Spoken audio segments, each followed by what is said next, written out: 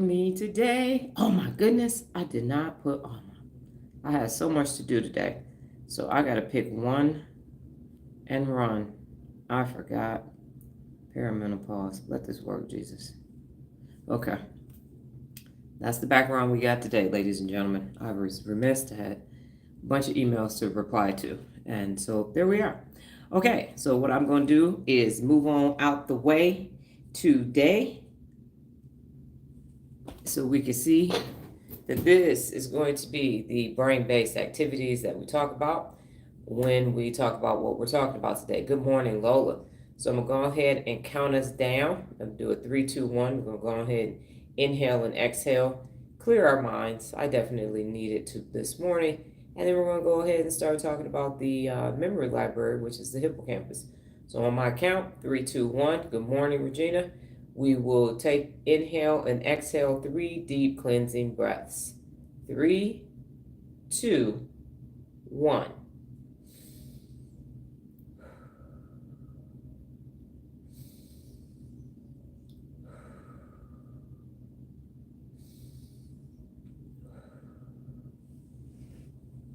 All right. The reason why I'm sliding out of frame is because we know 2 or 3 days ago, I just had to do my live on my green screen because YouTube was not cooperating with me. So allow me to introduce myself. I am the amazing Dr. Donna Thomas-Rodgers, daughter of Leslie Darnell Thomas, granddaughter of Arthur Jethro Evelyn II, and great-granddaughter of Levi Thomas.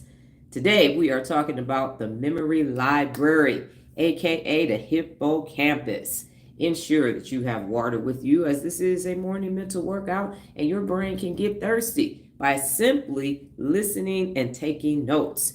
For those of us on the West Coast, we have just woken up, so our brain is literally just now getting saying, hey, hello, how are you? And even in that small amount of time of going to sleep and waking up, your body was doing a bunch of stuff, even if you were just sleeping, and so it could become dehydrated just from sleeping. As a reminder, if you say I'm thirsty, you are already 2% dehydrated. Your brain is 75% water, so it needs some agua, some vasa. You know what I'm saying? That liquid gold. So drink your water. Okay. In one of my researches last week, I believe today is Monday, I came across the hippocampus being the memory library. And I wrote it on one of my colorful post-it notes, and I said, ooh, I like that. So I'm going to use that. So today we're going to be talking about the memory library. And today's brain bit is about washing your hands. It has some great handy dandy graphics that will make its way to the Real Leader Brain Instagram page, which is live and up and running. I think there are like 15 pages, 15 posts on there for now. So, okay, give me 1 second. All right. So we're going to be talking about that today. And let's get started with this process. So think about the hippocampus as the memory library. What does that mean? And I asked Chat this question because, you know, Chat and I are always chatting. And Chat said, that's a powerful way to put it. The hippocampus is often described as the brain's memory library. So it organizes, catalogs, and retrieves experiences much like a librarian would with books. I have always been a fan of the library, even when I was a child and struggled with reading those Judy Blume books when I was in middle school. Still have always appreciated the library. And the Dr. Donna quote for today is, check it out, because it's the hippocampus, the memory library. So check it out. All right, so here's the breakdown. Why the hippocampus is the memory library? I'm glad you asked, Regina, because there are several reasons why. So it has encoding memories. So it's going to acquire memories. And the hippocampus takes new experiences like books arriving at the library and organizes them into a format your brain can store. So if you've ever been at the library and you see the books coming in, they have them on the carts, the new books, they're putting them on the shelves. Back in the day, we had the Dewey Decimal System. And so, yes, that's what's happening when you have new experiences.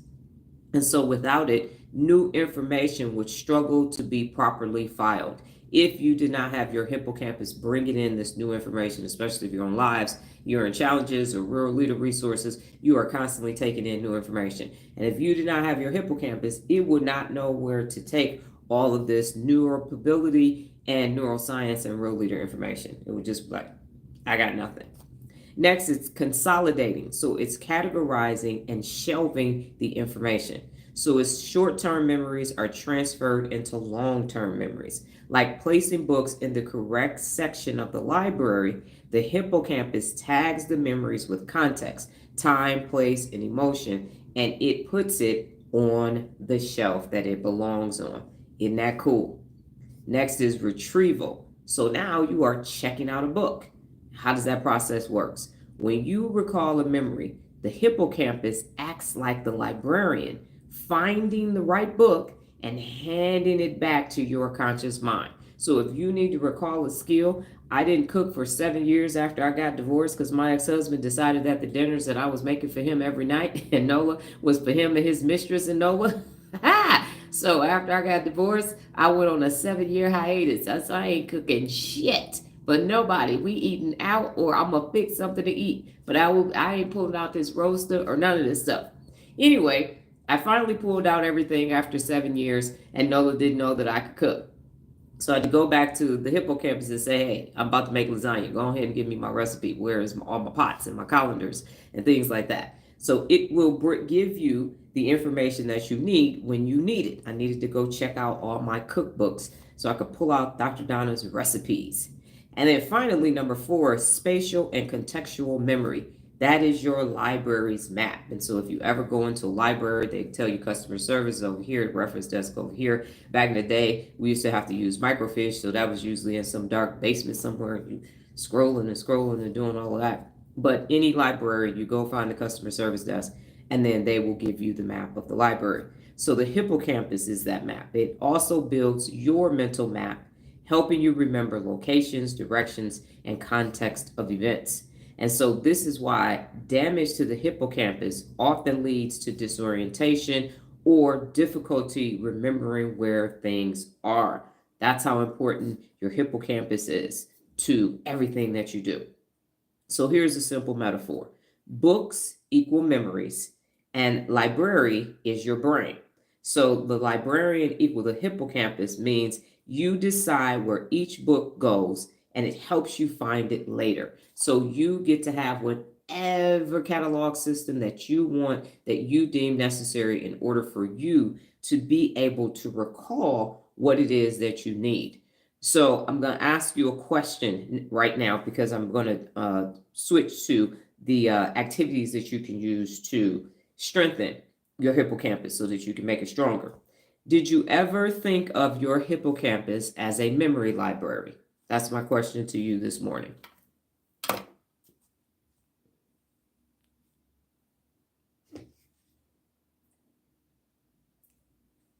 Ooh, that is too hot. Too hot. Didn't burn my tongue, but it let me know that it was hot. Yes. Lola says yes. Nola said no. My answer is no as well.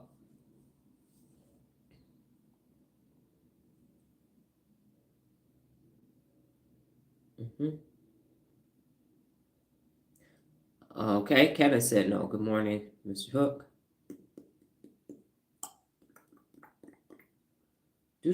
Now, here's my next question. Now, for all of us that said no, because I do say that my brain is like an algorithm and I know where everything is stored. When you are recalling things, do you in your head know, let me go in this section of my mind to go gather that information? Because I do have it categorized. I never thought of it as a library, more so thought of it like an algorithm like Google. So I would go and search and go grab whatever it is that I need, but never thought I'm going to grab it. I'm going to go to the reference section. I'm going to go to the biography section. I'm going to go to the business section. I'm going to go to the leadership section in my brain. So I haven't thought of it from a library mapping perspective, but I do know that I feel like it's like filing cabinets or a cross between filing cabinets and algorithms. And now I'm just grabbing it really quickly and putting it together. So it's an interesting concept that you are walking around with your own personal library. So between taking the 86 billion neurons, which makes you a billionaire, and then saying, I got my own library with me, I'm walking around with my own reference desk, I'm walking around with my own resources.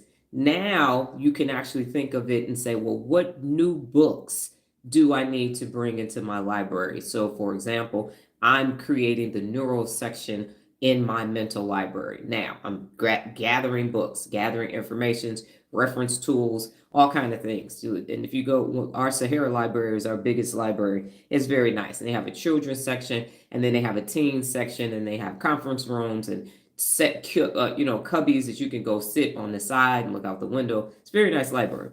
But what does that look like? So how would you like to decorate your library, and what resources, what books do you want in your library? So what experiences do you want to have in your library? So the other day, and I have a video of it, y'all can look on YouTube. We were not having a good day on Saturday, and not a bad day, but it was just that Nola had some plumbing things. We had to have the plumber come anyway. So we were just like, let's go do something. And so neither one of us can have dairy anymore.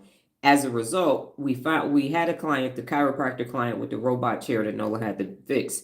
They had leftover. They had just had an event, so they had some leftover oatmeal, kind of like Stone Cold Creamery ice cream, and we had it, but it's all the way in Henderson, and that's like 30-minute drive from us. And we had just left Henderson. I was like, dang, we could get that because that would be a nice little treat. So we went to downtown, the area by our house, and they advertised as having non-dairy, but they didn't. So we found another place a little bit further from the house, but still close. And it's called Sorry Not Sorry. And they have 4 vegan options for ice cream. And when I tell y'all, oh my, and with a vegan waffle cone, it was so good. It was so good. I probably can only have it once a month because it still got some sugar in it, but I make video. I was like, this right here is the business. It was so good, so good. Unfortunately, it upset Nola's stomach slightly, but she could still eat froyo. And the Yogurtland and the Sorry Not Sorry are in the same parking lot. So when we go treat ourselves, we can have that experience. And so now I have that new experience, because part of the reason why I wouldn't eat it is because it's made out of oatmeal. So it's oat milk. And I'm like, I hate oatmeal anyway. I'm not eating no oat milk ice cream vegan. But it was so good. Oh, it was so good. It was so good. And so I now have that new experience.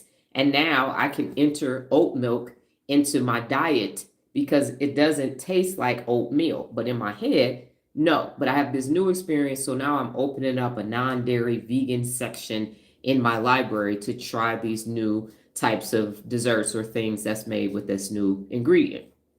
So that's what I'm saying about having a new experience, because you have the ability to do what it is that you want to do that's not illegal or immoral. You can decide what comes in your library. So we have, one thing we've done is they have a new library, but when we first started, the libraries were Nola's business. They were the only things that was open, and in between appointments, we would go stage at a library. So we've been to a large quantity of libraries in the Clark County library system. And so we had different experiences from that. If you got a neighborhood library, it's small and quaint, the bookstore might just be a couple shelves at the front. Then you have the Sahara library where the store is huge. It's upstairs and downstairs. They do a lot of work for helping people with jobs and things like that. So you have this different experience based upon the library. So currently, is your Hippocampus the neighborhood library, or is it the library that's downtown that everybody goes to? Is it a university library? Is it a specialty library? So it's up to you to decide what you want it to be, but you have the ability to create whatever library you want. And the funding is coming from where? Those 86 billion neurons. Those 86 billion neurons. So think of it this way. You have your Hippocampus library, and then you have the Hippocampus bank of neurons, and they're sitting right next to each other. So you just go make a withdrawal from the Hippocampus bank, and then you make a deposit into the Hippocampus library. See that? They sitting there right next to each other. Name it whatever you want to name it, but that's what's happening. Like, okay, I want a new experience. I want to challenge myself. I want to grow. Let me go to the Hippocampus bank of neurons. Thank you for that withdrawal. Now I've had this experience, and now I'm going to turn it into a long-term memory or experience that I need that now I can use later. So it's an investment in your future self. So that's the Hippocampus from a memory library perspective. Lola, you said, I didn't know the name Hippocampus, but I used to say my mother is in my head. There you go. There you go. Same thing. Yes, ma'am. And so think of it that way. So this empower others is one of the 74 principles of real leadership. This should empower you to go, damn, I got my own personal library that I'm walking around with everywhere I go. And all I got to do is go grab some new neurons and then go have this experience. So people can't tell you that you can't have that experience. You can't. I'm in my coming around third on my 11th year of a book challenge. My third grade, like when I was in the library, there's no way the librarian was like, now see that one right there?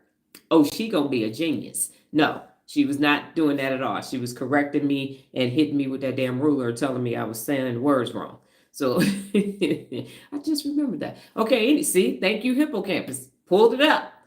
And it's in an appropriate time. So, in simple metaphor, again, books equal memories. Library is your brain. So, the librarian equals your hippocampus. And you get to decide where each book goes. And you get to decide how you're going to access that book at a later point in time in the future. So, what are the brain based activities grounded in neuroscience that can strengthen your hippocampus library? Great question. I love when chat gives me a positive positive affirmations or confirming, because Lala is acting like a damn fool right now. Me and her are in. Anyway, strengthening the hippocampus memory library means enhancing its ability to encode, consolidate, and retrieve memories while keeping the neural circuits resilient.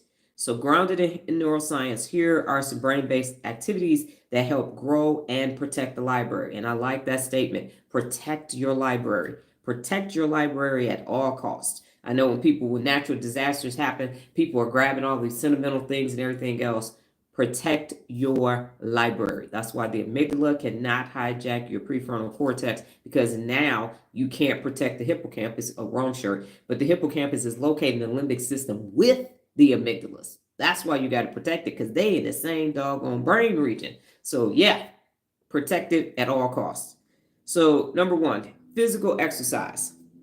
And this is going to give you a neurogenesis boost. And why does it work? Because aerobic activity, as we've talked about previously, running, cycling, and brisk walking stimulates the BDNF. And I really don't like the name of this. I want to know who named this. But anyway, brain-derived neurotrophic factor. That don't sound like something that you want to do. That's why everybody's shortening and say BDNF. Yeah, so I'm working on my brain-derived neurotrophic factor today. I'm going to go do some walking, running, yoga, exercising, cycling. That's a bad name. Anyway, brain-derived neurotrophic factor, and it promotes neurogenesis in the hippocampus. And what you need to do is aerobic activity, cardio activity for 20 to 30 minutes, 3 to 5 times a week. That's strengthening the hippocampus. You're going to get the BDNF, and it's going to promote the neurogenesis, because you have to do new exercises and you're engaging in great activity. So don't keep doing the same walk. Don't keep doing the same run, the same cycling, the same jazzercise from the 80s. Come on, 1, 2, 3. And if you're doing kickboxing with, what's his name, Billy Banks, whomever that is. So switch it up, but do it 20 to 30 minutes of cardio 3 to 5 times a week. Obviously, go talk to your primary care physician. I am not a medical doctor, before you do any of these things. Next, number 2 is mindful learning and memory training. So why does this work? Actively engaging in deliberate learning. That's what you're doing right now. You're doing this on purpose. This is not happenstance. So like studying a language, a musical instrument, or a new skill. Every day that you come here, you are learning new skills, and you are learning how your amazing brain functions so it can function properly for you. This strengthens hippocampal synaptic connections, and that's what you want. You want to access these 86 billion neurons to potentially create 860 trillion or more synaptic connections. So the activity that is attached to this is try spaced repetition. So flashcards, memory apps, or storytelling to reinforce encoding. And so as I've mentioned, Luminosity and Elevate are good brain apps. I don't have any affiliation with them, not going to get a dime from it, but those are apps that you can actually try. And that's why I do a lot of storytelling. And because what I've learned, I forgot what training I was in.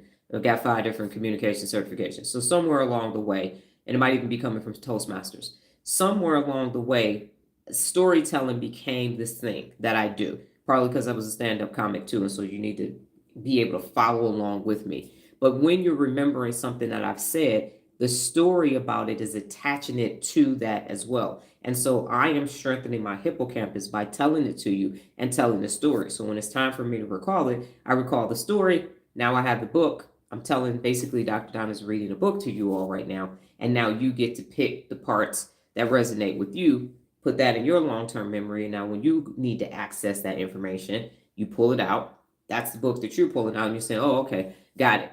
Amy and Lala, the fraternal twins, are acting a fool. That means I have to do some emotional regulation. Let me go breathe. Let me go do yoga. Let me go do a cold source. So in the shower, I'm going to do cold water, or I'm going to put some cold water on my face. And so that's going to shock the shit out of Amy and let her be okay. All right, so again, memory training. Okay, got it, Lola. Thank you. Next is meditation and mindfulness. So why does it work? If you haven't downloaded a breathing app or meditation app, you haven't found somebody on TikTok, or you already have your own practice, that's cool. But you have to meditate. You got to quiet and regulate that doggone emotional center. Get that limbic center in control. Temporal lobe, get it in control. Otherwise, that doggone amygdala is going to be running the show, and nothing that I'm saying is going to stick. So why does this work?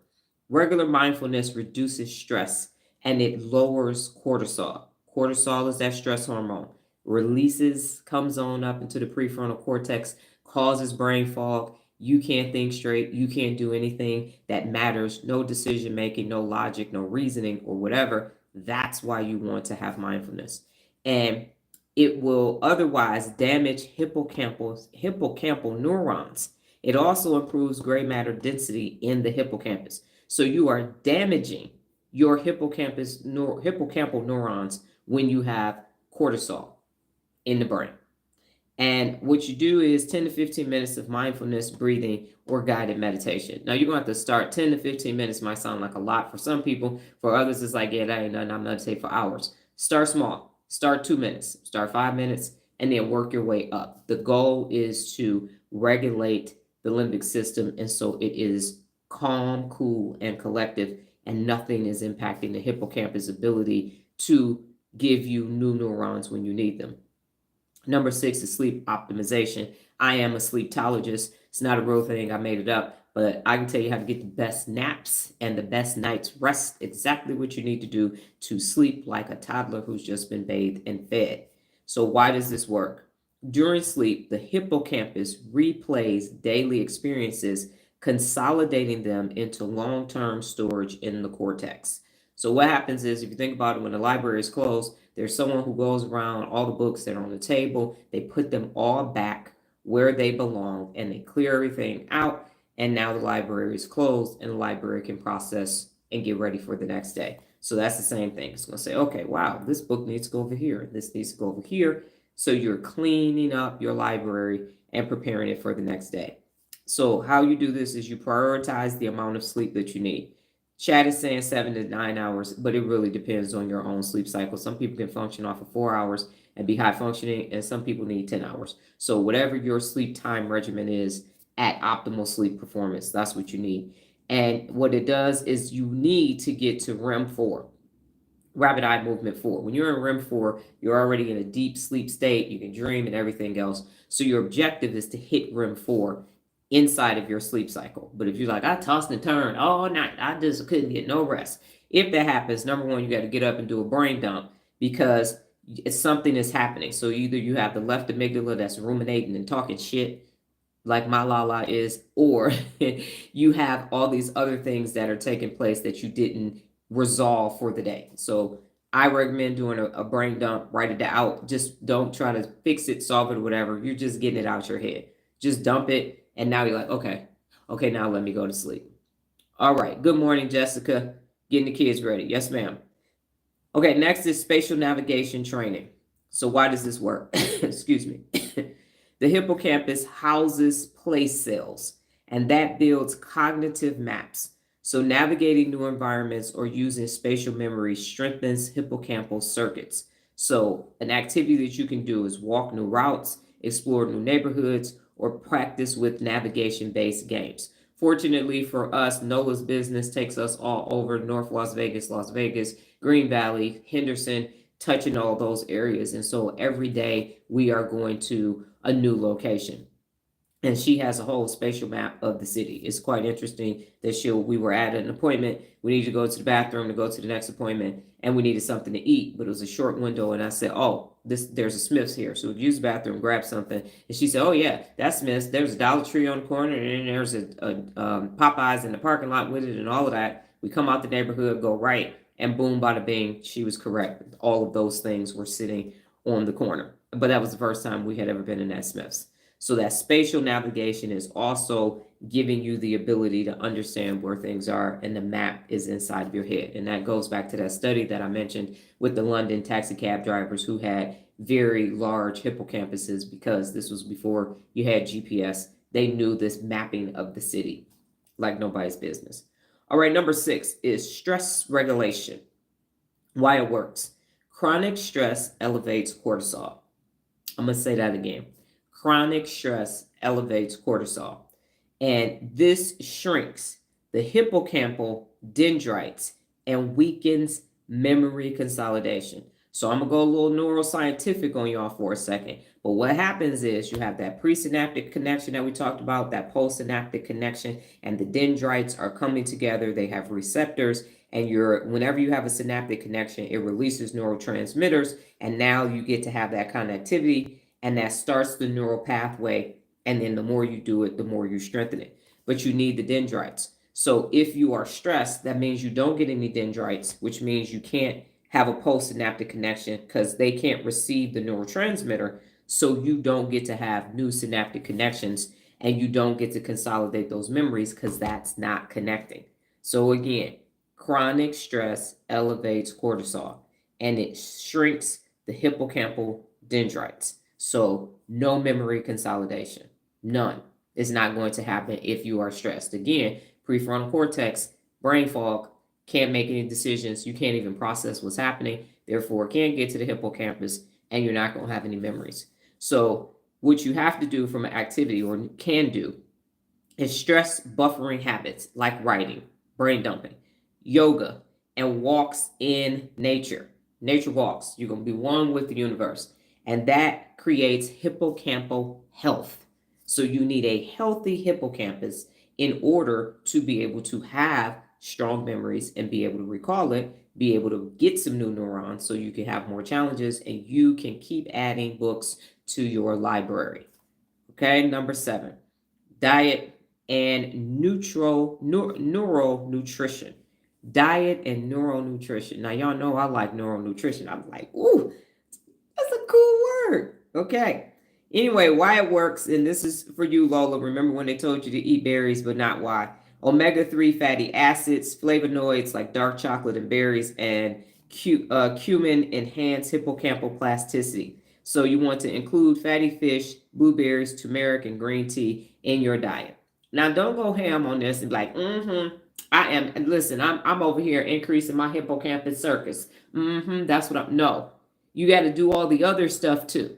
Okay, you can't be sitting in a toxic environment eating dark chocolate and walnuts talking about, it's getting better. It's getting better, because we got to go back up to the number 6, which is stress regulation. So you can't be sitting in a stressful ass environment eating, because that's simple to do, immediate gratification. Yup, and I'm just drinking, yeah, this green tea, yup, this is helping. Oh no, I'm getting all the dendrites. No, you're not. Not in a toxic environment. No, you're not. It's weakening it. Okay, so you got to get your ass out of the toxic environment. Then you can go to Sprouts or Trader Joe's or Whole Foods and get these things. And then you still have to challenge yourself to have new experiences in order for you to have books added to your memory. So don't just go do. All I heard was dark chocolate and green tea, and some turmeric. Yeah, that's what I'm about to do. No, okay, all of it. It's all together. You got to do it all together. But people will do number 7 and then come back and say it's not working, Dr. Donna, because you still sleeping next to that insignificant other and going to that job that's killing you softly. Okay.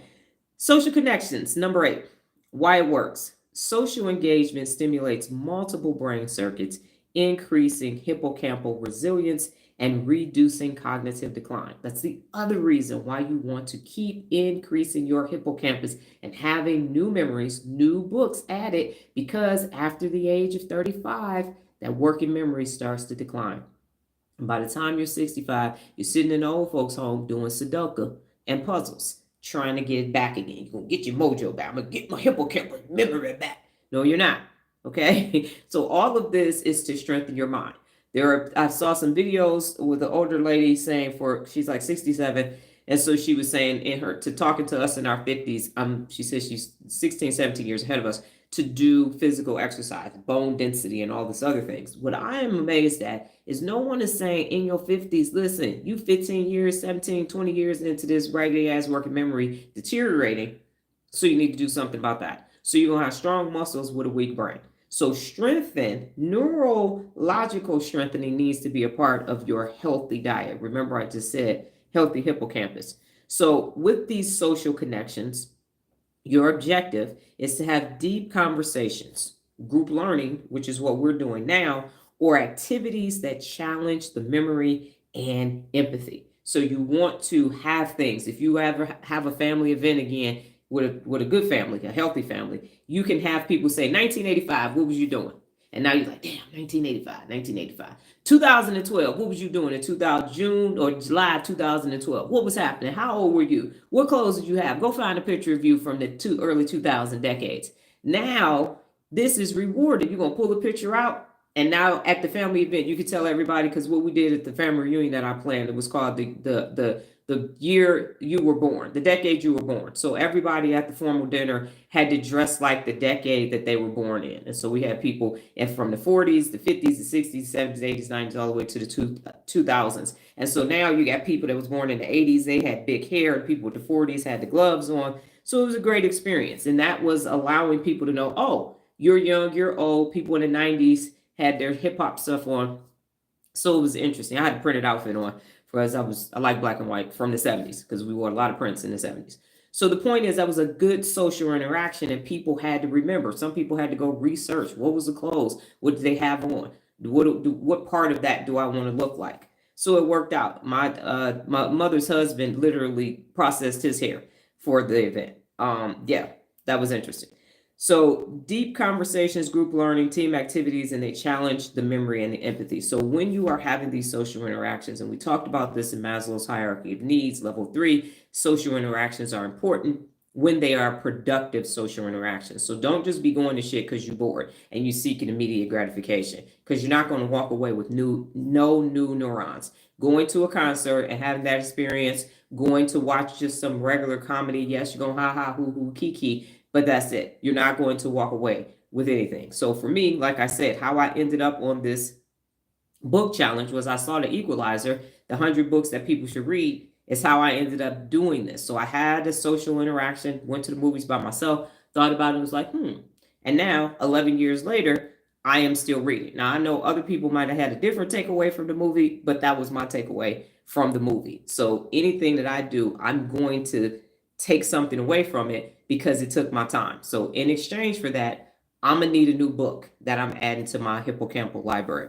So in summary, to strengthen your hippocampus memory library, combine exercise, mindful learning, stress management, sleep, spatial challenges, and nourishing foods. Think of it as reading, repairing, and expanding the shelves of your mental library every day. So what questions or comments, revelations, ahas, what do you have before I get to the final section, which is Dr. Donna's perspective on the memory library? So at this point, do not say it's clear, no questions. I'm saying you have to have taken something away from this, as this is, to my knowledge, not a conversation that has been had before. Can I summarize? Yes, I can, my amazing offspring. So the activities that you need to do to strengthen your hippocampus is physical exercise. So 20 to 30 minutes, 3 to 5 days a week, so that you can strengthen the BDNF, my favorite acronym, brain-derived neurotrophic factor, because that's going to promote neurogenesis in the hippocampus. Now, next is mindful learning and memory training. So you're going to learn new skills, which is what you are working on. Next is the meditation. You already have the breathing app. Sleep optimization. You have no problem sleeping. You could sleep on a bed of rocks in the middle of a construction site. but you're getting enough rest to get to REM 4. Number 5 is spatial navigation. You're already doing that every day that you go to an appointment because you're mapping out the city. 6 is stress regulation. You have removed all of the toxic people from your life. And so anytime you're having a stressful day, you can do brain dumps, you can stretch, or you can go walk. And that's helping you keep your hippocampal strength, because if you have cortisol, it weakens your ability to create new synaptic connections. Number 7 is a neural diet. And so you have a fairly healthy diet, and it allows you to increase your nutrition. Your brain needs the nutrition. So fatty fish and turmeric green tea and all of those things help you to have more nutrition when it comes, because you want omega-3s. And then number 8 is your social connection. So anytime you're connecting with someone, you want to have deep conversations, group learning, and team activities. So right now, this is group learning. And anytime for you, you're interacting with your clients, now you're having social connections. That gives you the ability to take that experience, put it in your library, use it at a later date. So Jessica says, the cortisol affecting the brain, I didn't know. I knew the stress producing it, but the effects of the muscles and the brain is a muscle. Yes, ma'am. So that is correct. So for everyone else, what is your understanding? And if it's not clear, please tell me that it's not clear, because the last thing I want is for you to leave not knowing how magnificent the hippocampus is and how important it is to your day-to-day experiences in life. And Nola, please let me know if I've clarified it for you.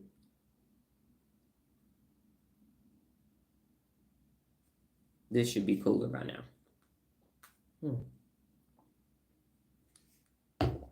Having a different experience.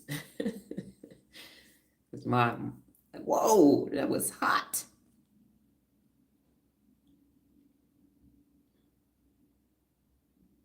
It went over my head before.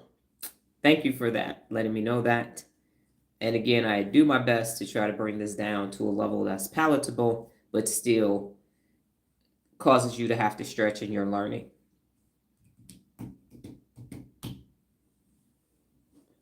So anything, I didn't know, Dr. Donna, say it again. What's happening? Because I'm going to be referring to this going forward, growing forward.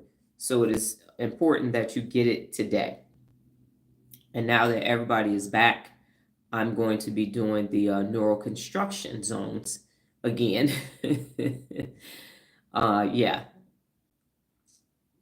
We shall see. Potentially Wednesday. Jessica said, I'm working on getting the environments to where I'm not stressing. Yes, you have to do that, or nothing that I say is going to work. So Lola, I know you're listening. Okay, Regina, like the metaphor of the bank of neurons being deposited into the brain library. Yes, ma'am. And I just came up with that as I was saying it. It's not on my notes. Not on my notes at all. But it made sense. And so I will be using it going forward. I will be using it going forward.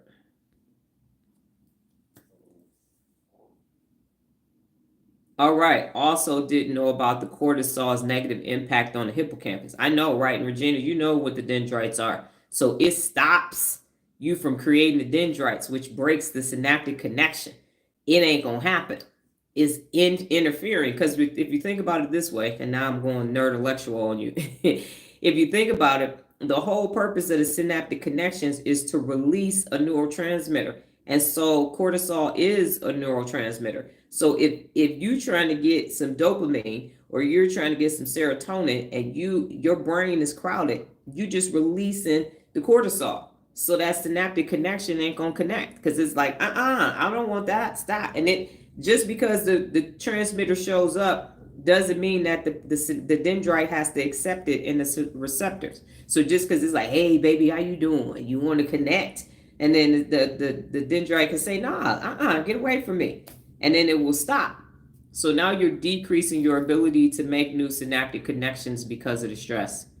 This helps me understand my previous brain fog experience. Yes, ma'am. And then Kevin says, it seems as though the hippocampus is a brain inside of the brain. Yeah, that's great too, Kevin. Wow. So yes. So Think about this. So for your whole life, Nola is the youngest person on this live, and Regina currently is the oldest person, unless there's somebody to my knowledge. So think about your whole existence, and in your time here on Earth, you had this amazing resource. So imagine if you were doing an archaeological dig, and now you're all the way down, and you discovered the hippocampus. You pull it out, and it's like, oh, you had this amazing library that you didn't know you had complete access to. You got the key, the code, the pad, the whatever. You know exactly where the door is. And now you have the ability to go and make it happen. Go to the bank, get the neurons, and then have the new challenge and experience, and then redeposit it into your, or deposit it into your hippocampus. Talk about return on investment. We start talking about, well, what you doing with yours? What you doing with your 86 billion neurons? Next time somebody start bragging about how much money they got, how many neurons you got? How many synaptic connections and neural pathways you sitting on? Nobody care about no damn money. There's a bunch of people with some money, and they stupid as a box of rocks. So you have this new amazing portion of your brain, and you have the ability to access it day in and day out. Somebody tell you can't do something, say, no, you can't. You don't have the neural pathways to do that shit. But me, I got a good relationship. I take care of my hippocampus, okay? So I'm going to go ahead and go to the hippocampus, break the neurons, make a withdrawal, and go make this shit happen and put that experience on the shelf. And what? Okay? That's how that's going. Yes. So you should feel empowered. I feel empowered. I feel like a bad mofo right now. Like, ha! I laugh at thee. Doth think not. Wow. Yes. That's what's happening over here, sitting on this doggone gold mine. Everybody talking about racks on racks on racks, neurons on neurons on neurons, pathways on pathways on pathways. I'll think your ass while you over there trying to start that badass working memory.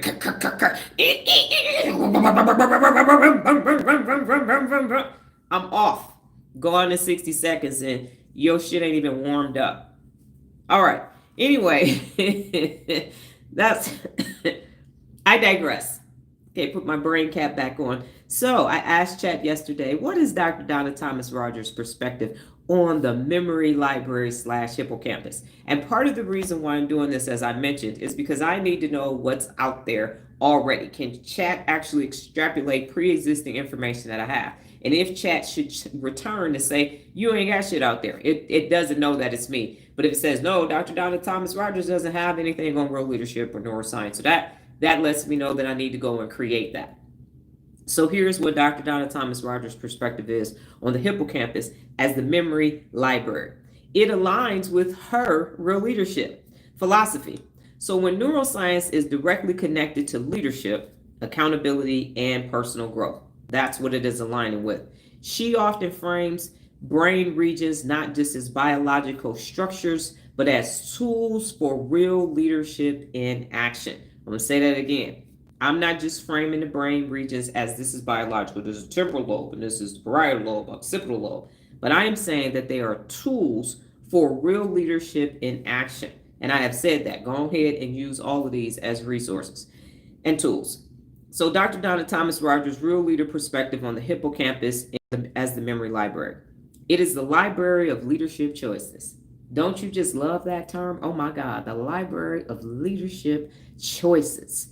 So the hippocampus doesn't just store facts. It catalogs experiences, lessons, and consequences. That's what it's doing. I gotta go over to the consequence section of my doggone library. All right, bet. What did I do? When the last time I did this? Popped off and I wasn't supposed to. Let me open that up. How I'm going to do better. A real leader trains the hippocampus to remember integrity, accountability, and we just went over this yesterday, leading by example. So leadership memory is not about storing what you know, but about recalling what's right in the moment. So it's not just about it, it's about everything.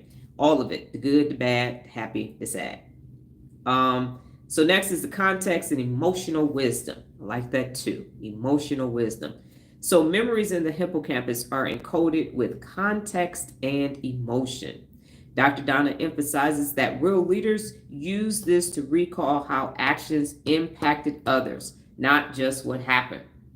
So not going to just say, yeah, so this is how it happened. It's no, what is that impact? And so I talk about when I started the Toastmasters Club here. I talk about when I wrote bitch on Granny's car in high school. Still funny to this day, 30 years later. Anyway, that 34 years later.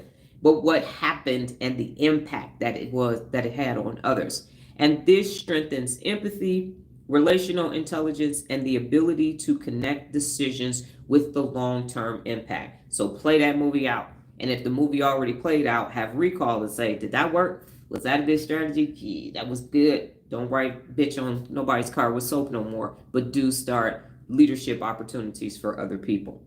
Next is neuroplasticity, and this equals leadership growth. So neuroplasticity, that's the creation of new neurons with synaptic connections that literally create new neural pathways. It equals leadership growth. So just as the hippocampus grows new connections with practice, real leaders grow through continuous learning and reflection. That's why I'm live. Okay, Darian, I'm going to answer your question when I get to a stopping point. That's why I'm live every day, and that's why I tell you spend 15 minutes or more with yourself, by yourself, in your default mode network, reflecting, because that is where the growth is taking place. That's where the connectivity is happening.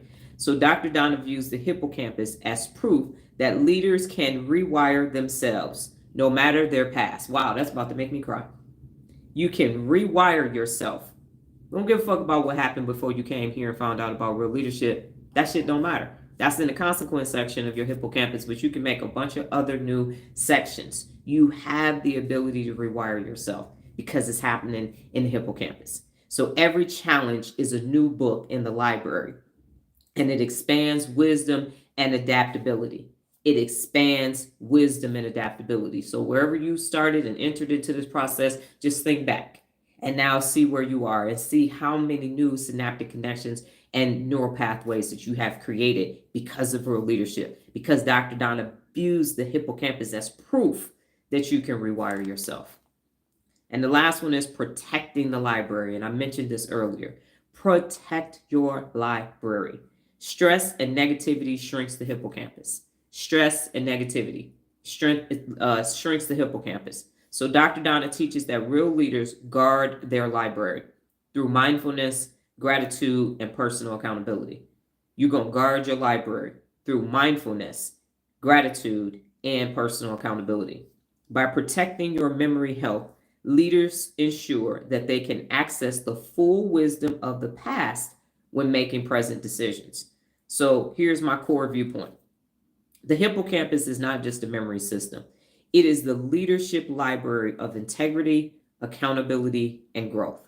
And real leaders strengthen this library daily by choosing the right actions, encoding positive leadership lessons, and recalling them when it matters the most. When it matters the most. Okay, let me see. So if you need me to repeat any of my perspectives with regards to the hippocampus and it being the memory library as it relates to real leadership, just let me know, and I shall. All right, Darian. Hippocampus is the conscience. I know someone who says that is no such thing as right or wrong. Does that mean that the hippocampus is off? I'm asking. Sigma mentality. I don't know what Sigma mentality is. The hippocampus is an actual physical portion of the brain region. It's located in the limbic system, and its functionality is to hold long-term memory. It also helps with cognition and decision making for you, and so it is connected to the prefrontal cortex and some other regions. But on a day-to-day basis, the hippocampus is communicating with the working memory, which allows you to function throughout your day. You are using your working memory dozens, if not hundreds of times per hour during your awake hours. So it is your resource for your brain. It's where all of your information is stored. Think of it as the second CPU to the prefrontal cortex. So let me know if I've answered your question. So if I need to repeat anything about my perspective with regards to the hippocampus and real leadership, let me know. Can someone type something just so I know if the chat is enabled or not, if I need to go in YouTube and see it from my tablet. So if somebody could just type ... I'm here, we're here. That would be great, because if I need to go to YouTube, I will be able to see it from my tablet.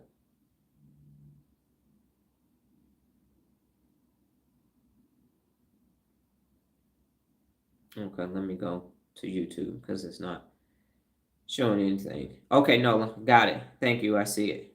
Okay, so last statement, repeat. Give me 1 second. My statement was asking if if I could still see the chat. But my last statement is Dr. Donna's core viewpoints. The hippocampus is not just a memory system. It is the leadership library of integrity, accountability, and growth. Real leaders strengthen this library daily by choosing the right actions, encoding positive leadership lessons, and recalling them when it matters. So basically, in summary, what I'm saying is the hippocampus is extremely valuable to real leadership because it's responsible for giving you new neurons. And you need new neurons to create neuroplasticity, which leads to neuromobility, which is neurogenesis, neuroplasticity, and the 74 principles of real leadership combined. So there are 74 principles of real leadership. You may have been using them, but not really aware that you were using them. That's 74 resources for you. And when you wire your brain to them, you create all of these combined synaptic connections. People that are in Real Leader Resource membership, every day they have to say what Real Leader resources they used. And the reason why, did you not hear the last statement, Regina? I just repeated it. Do I need to repeat it again? Are you saying Dr. Donna's core viewpoint? Is that what you're saying? Repeat.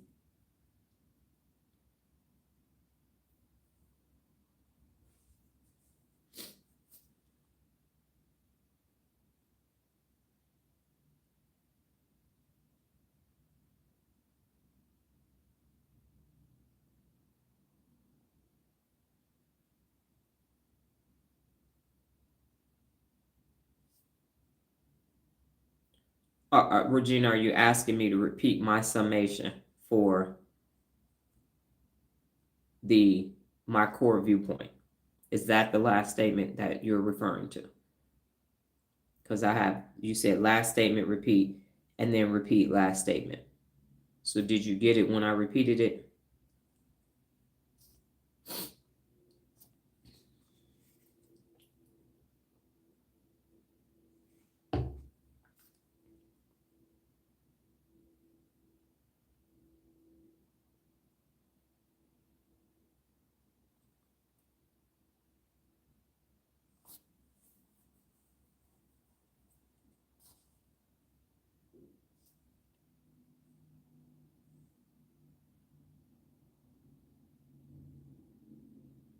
Okay, because I can't see.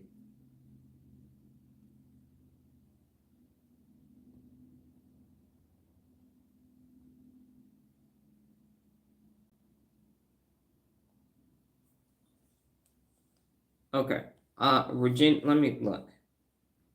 Yeah, I don't have your answer, so I will continue on, and then if you didn't get it, come back and let me know.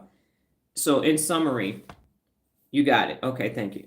So in summary, what I'm saying is the way for you to be able to use neuromobility, the 74 principles of real leadership, and the theory of personal accountability is through the hippocampus.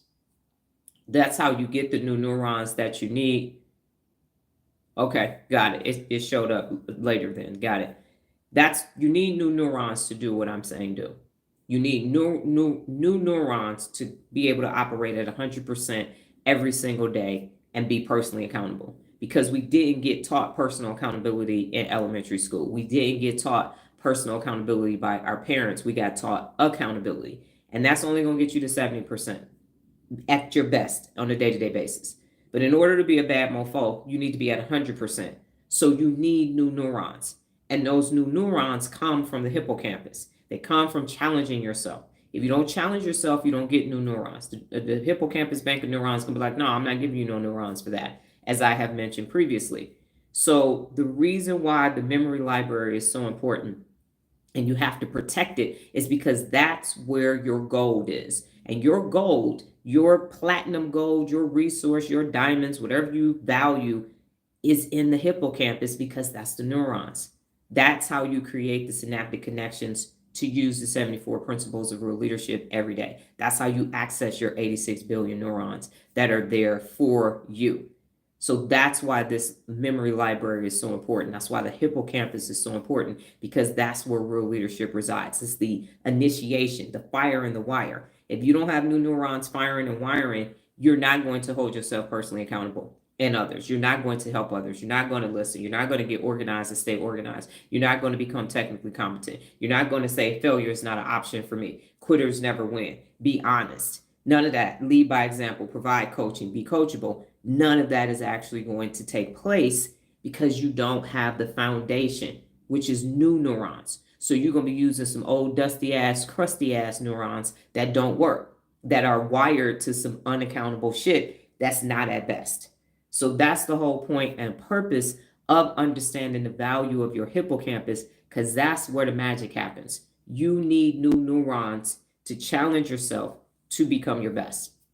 And if you don't have you got weak dendrites, you got a stressful environment, you're not getting enough sleep, you eating all the wrong shit, and you're not exercising, you can't do what I'm saying. You're going to fail at it. So that's basically the summation for today.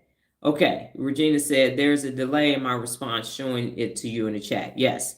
Okay, I got it. Lola said, Dr. Donna, I also had to erase some things, like the wrong things that I thought in school and history. This is, for example, yes. So what happens too is you start pruning. So the hippocampus is amazing as for that as well, because if you don't use that information, the hippocampus will throw it out and say, oh, we're not using that, prune it, clip that neural pathway, and now let's make a new neural pathway. So that's the other part, the other reason why the hippocampus is so valuable. Let me go ahead and go over the brain bit for today so I can get to finishing as close to time as possible. Ain't gonna be before you long. Bullshit. Okay, anyway. So if you have any other questions, if I didn't summarize it so that it makes sense for you, let me know, and I can do that. You can also send me an email at the turnaround at theturnarounddoctor.com if you have any other questions, and I can clear it up for you. The main thing is the hippocampus is the hub for real leadership. It's where you need to be in order to understand how to apply everything that I am saying. So today, and I had a cute little graphic that didn't work out because I was responding to some other emails, and so didn't get to my graphic this morning. Hence, that's why we just got this brain activity graphic. I had them, but I didn't get to put them in Unfold to make the complete graphic. So here's the thing. Washing your hands. We're going to do like we did yesterday. How many brain regions, and this is like Price is Right, so you can't go over. How many brain regions do you believe you use to wash your hands? How many brain regions do you use to wash your amazing hands?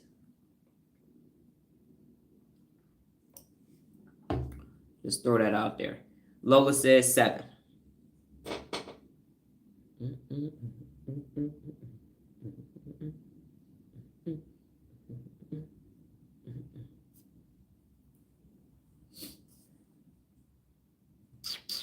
I actually thought 6 before I did mine, because it's smaller. Washing your hands is smaller than brushing your teeth. So I thought 6 before I asked the question. Oh, Kevin, my damn near Polish twin. A little less than it, because we're 5 months apart. All right. So we have Lola says 7. Jessica said 5. Kevin said 6. Nola said 5. And Regina. And you might have a slow connection, Regina. If y'all having any inclement weather in Florida, it is still hurricane season. That may be part of it as well. So I said 5. No, I said 6. I'm sorry. Okay, so the answer is 8 to 10. So it's more than brushing your teeth. How? Okay, 8 to 10 regions. Okay, so here we go. Washing your hands may feel simple. That's what I thought. But it is actually activating multiple brain regions working together, because it requires motor skills, sensory feedback, if the water is hot or cold, attention, because you could have water and soap and shit all over the place, and habit control. So here's the breakdown for the main brain regions involved. So in your motor planning and movement, you have the primary cortex in the M1. And Regina said 8. Regina was an elementary school teacher. She is the closest because it's 8 to 10. And so be well, Nola. It controls your hands and your fingers. Next, you have the premotor cortexes and the supplementary motor area. And so this plans and sequence the actions of reaching, turning on the water, applying soap, rubbing your hands together, all of that process. And then the cerebellum fine tunes the coordination, the balance, and the timing of the movements. Next, you have the sensory processing. And so this is the somatosensory cortex. And it processes touch, pressure, and temperature, feeling the soap, the water, and the friction. So it's processing all of that. And then you have the parietal lobe, which integrates the spatial awareness, hand positioning in relation to the sinks. We go to a lot of public restrooms and Lowe's and Home Depot and grocery stores. So the sink, sometimes the water is automatic, sometimes it's not, sometimes it's a faucet, you got to turn the handles, sometimes it's an air dryer, sometimes it's paper towel. So there's a lot going on with that process. So your sensory is processing. Next, you have cognitive control and attention. So the prefrontal cortex ensures that you follow the steps in the right order and pay attention, especially if washing thoroughly, like a doctor situation, or if you meet a germaphobe. So you can't put the soap on. Put the soap on and then dry your hands off without interacting with the water. You can't dry your hands off, then turn the water on and then use the soap, because now you're gonna walk out with wet soapy hands. So the sequence of it all. And then the basal ganglia helps automate the habit for a routine so that you don't need to consciously think about every step. So you could be talking to people. Remember when you was a little kid, you didn't get it right all the time. But now you can have a whole conversation, be washing your hands, doing everything that you need without even thinking about it, because the basal ganglia has been trained and it knows what to do. And then finally, emotion and motivation. The hell, how you emotional? I'm about to tell you. Amygdala may be engaged in washing hands if it is linked to me, avoiding germs and anxieties or feelings of cleanliness.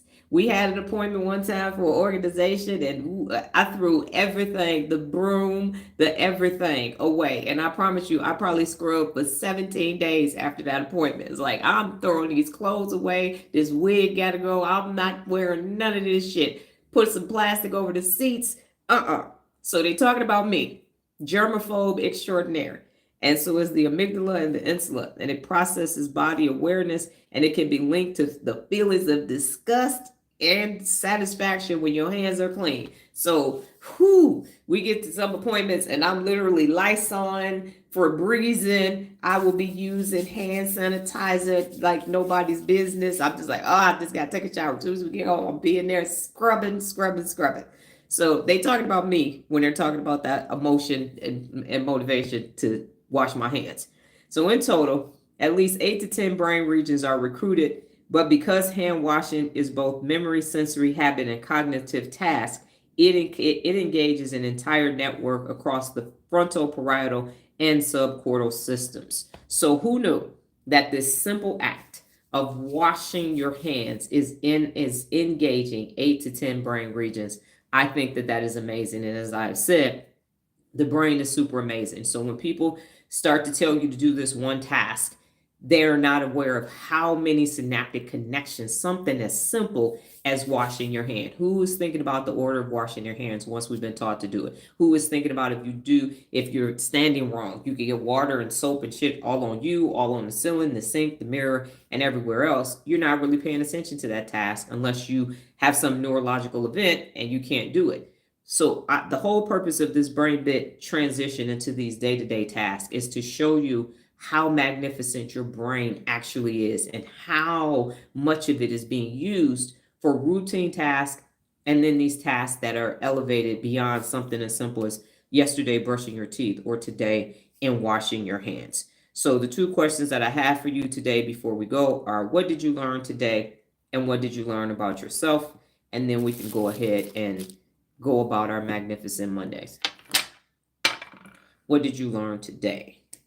I learned that I got to make sure that I do my graphic before I get up from my desk and go do anything else. And normally I do. We had 3 appointments yesterday, got home late, scarfed down some dinner, and I went to sleep. And I actually even slept in this morning. Because of that, I did not get up until 3:40. So that was part of it.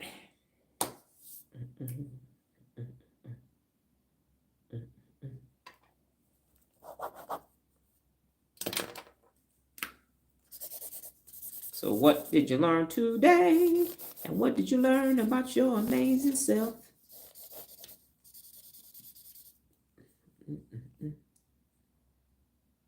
Somatosensory. Thank you. Still working on somatosensory. Somatic markers, somatosensory. I will have it, just like I could say dendritic, which I couldn't. Or dopaminergic. Remember the first day I said that? I messed, and the adenosine. Messed both of those up. The hand washing is crazy, amazing, and better ways to strengthen the brain and work on getting rid of stress and cortisol. Yes, ma'am. So you learned about the hand washing, and then the thing for yourself is that you learned that you need to strengthen your brain to get rid of the stress, because it's not going to be strong. I'm going to make this marriage work, and then I'm going to, no, you're not. No, you're not. That TikTok sound. No, you're not. Kevin, today, the Hippocampus is the library of leadership choices. Yes, sir. And I responded back to your email this morning, right before I got on the live. Yeah, the Hippocampus is the business. It sure is. And the thing for me is, because even this time 2 years ago, I was really perplexed as to why people couldn't hold themselves personally accountable for 365 consecutive days. And I was talking shit. It's like, motherfuckers is weak. Can't even hold themselves personally accountable for 365 days. What is wrong with them? I was wrong. I was completely wrong. And now that I understand all that it takes neurologically to hold yourself personally accountable, that's why I'm here eating humble pie, saying, my bad, y'all.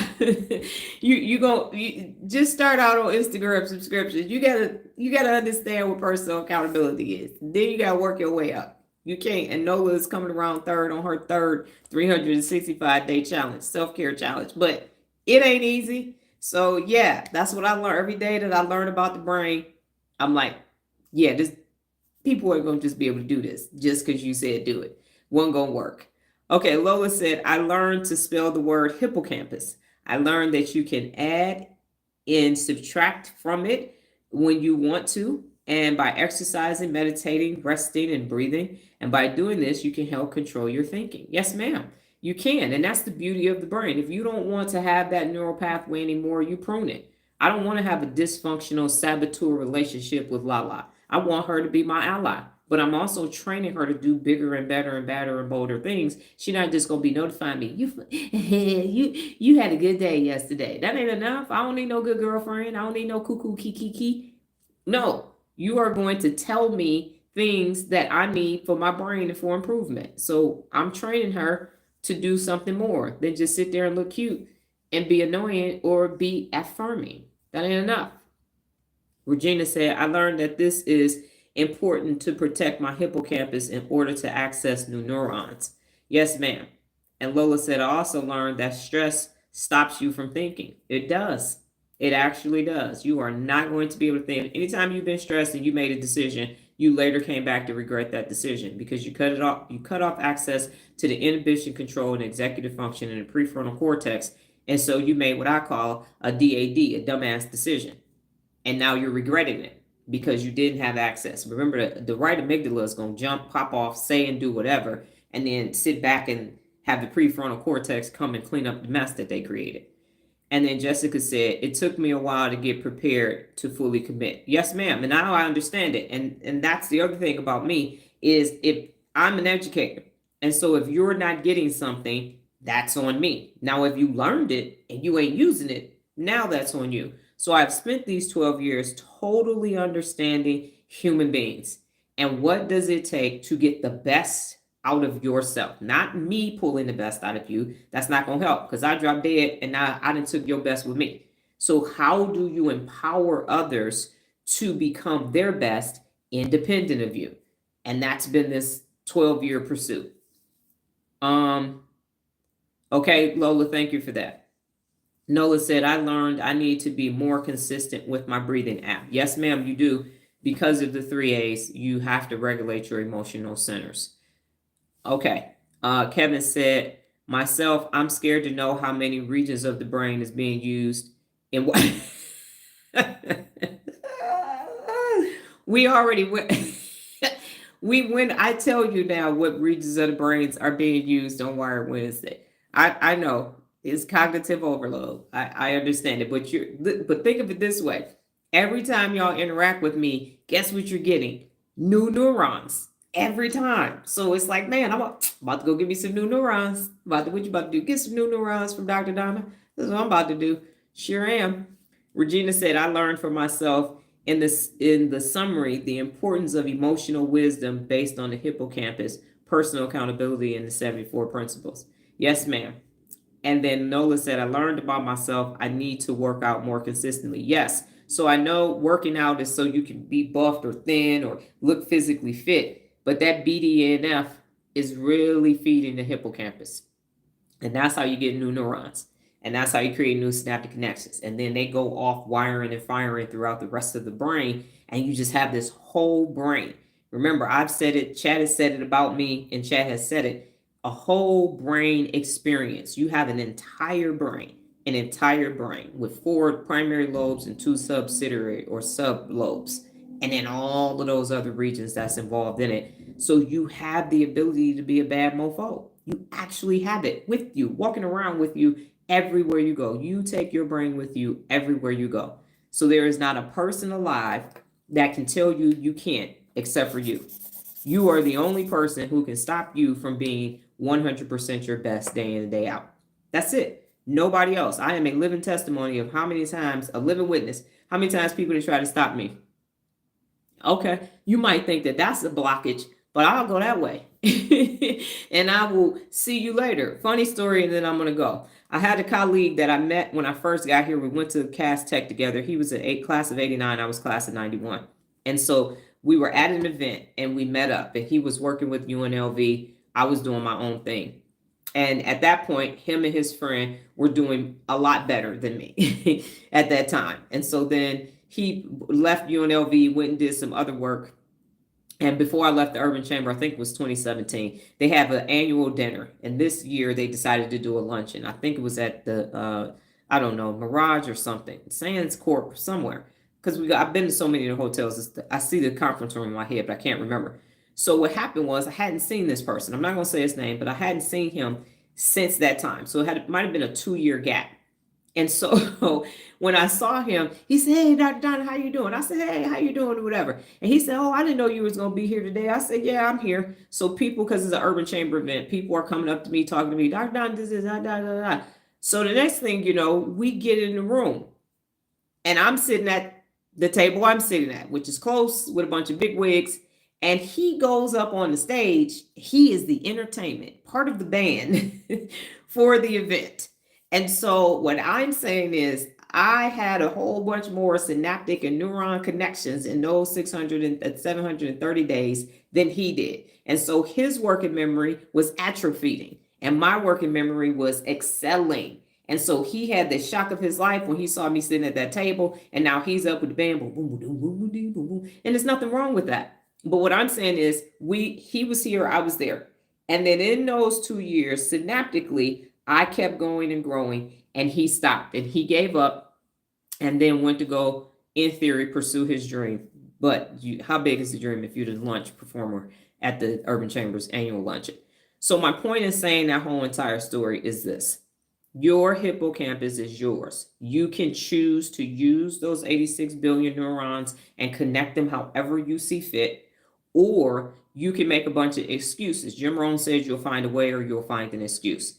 And so you can use them, make withdrawals every single day, and keep challenging yourself to go do extraordinary things that you never thought you would be doing. Or you can cower, let that cortisol build up, and now you can't build shit. Because the hippocampus is not going to give you new neurons when it is stressed. It's not. It's not going to give you anything but bad memories. And it's just going to keep that amygdala, that right amygdala, and left amygdala, because they're all sitting there in the limbic system with the thalamus and the hypothalamus. They're all right in the same, they're not even in a separate region. They're right there in the same zip code. So you get stressed and it's going to feel it. And now you can't get to your best. It's going to release it to the prefrontal cortex, and all it's going to be is stressed bad, stressed bad, stressed bad.